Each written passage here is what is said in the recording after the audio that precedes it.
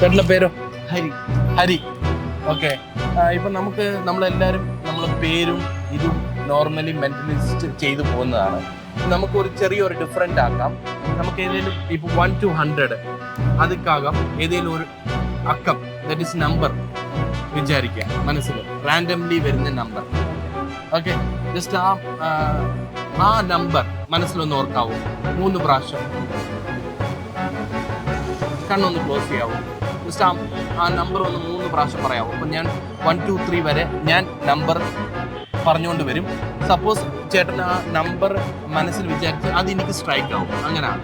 Just ഒന്ന് കൈ ഒന്ന് തരാവൂ, ഒന്ന് ക്ലോസ് ചെയ്യാവൂ.